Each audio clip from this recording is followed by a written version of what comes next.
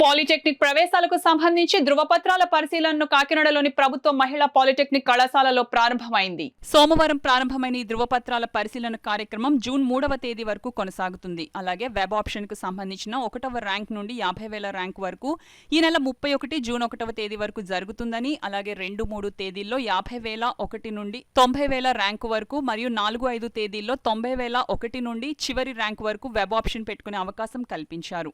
ఈ సందర్భంగా ప్రభుత్వ మహిళా పాలిటెక్నిక్ కళాశాల ప్రిన్సిపల్ టీవీ రాజశేఖర్ మీడియాతో మాట్లాడుతూ పాలిటెక్నిక్ ప్రవేశ వివరాలను వెల్లడించారు.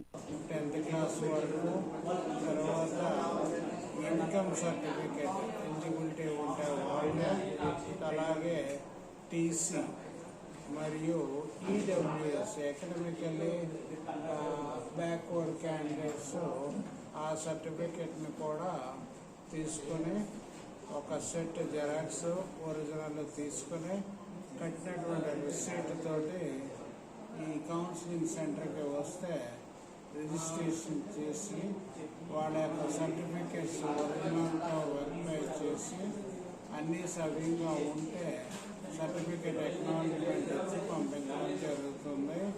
ఇచ్చినటువంటి షెడ్యూల్ ప్రకారం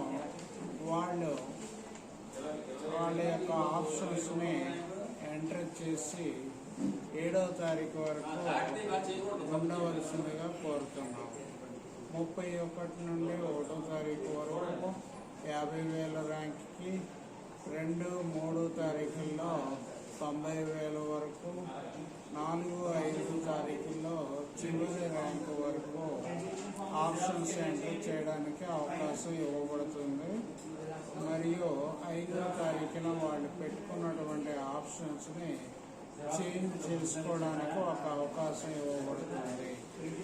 అలాగే 7వ తారీఖున వాళ్ళ యొక్క రిజల్ట్ డైరెక్ట్గా వాళ్ళు రిజిస్టర్ చేసుకున్నటువంటి ఫోన్కి వస్తుంది. కాబట్టి సరైన ఫోన్ నెంబర్ ఇచ్చి వాళ్ళ యొక్క ఆధార్ నెంబరు, లాగిన్ ఐడి వాటిని సవ్యంగా ఉపయోగించుకొని వాళ్ళు సీట్ అలాట్మెంట్ని ప్రింట్ తీసుకొని ఆన్లైన్ చేసిన తర్వాత ఈ కాలేజీకి వచ్చి ఏ కాలేజీ అయితే ఆ కాలేజీకి వచ్చి వాళ్ళ యొక్క అడ్మిషన్ని కన్ఫర్మ్ చేసుకోవాల్సిందిగా కోరడం జరుగుతుంది.